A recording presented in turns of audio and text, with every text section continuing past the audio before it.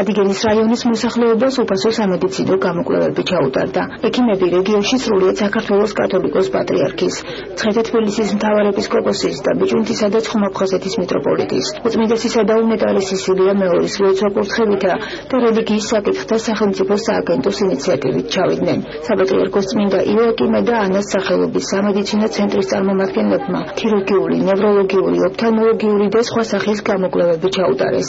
საქველმოქმედო აქცია ახალციხისა და ტაო-კლარჯეთის მიტროპოლიტ თეოდორეს ორგანიზებით შედგა.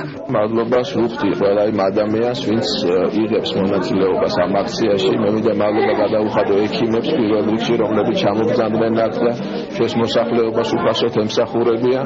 და ასევე მადლობა გადაუხადო მოსახლეობას, რომელიც მოდის აქ იმისათვის, რომ გამოჯამრთელდნენ და ჩვენ ამაში დავეხმარებით აუცილებლად. შევეცდებით, რომ ასეთი აქციები კიდევ გამეორდეს და სისტემატიური ხასიათი მიიღოს ასეთმა აქციებმა. დიდ მადლობას ვუხდით პირველ რიგში რელიგიის სახელმწიფო სააგენტოს ხელმძღვანელობას, ასევე მადლობას ვუხდი იმ ექიმებს, რომლებიც დღეს ჩვენს ძვირფას მრევლთან ერთად არიან აქ და ჩვენს მრევლის ავადმყოფობას იზიარებენ და მათ სინჯავენ უფასოდ.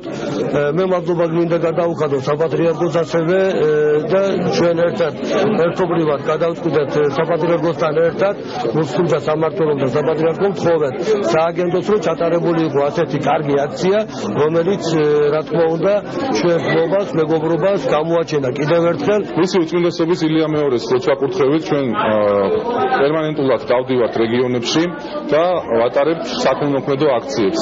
დღეს ადიგენში ჩამოსულია რამოდენიმე სპეციალისტი,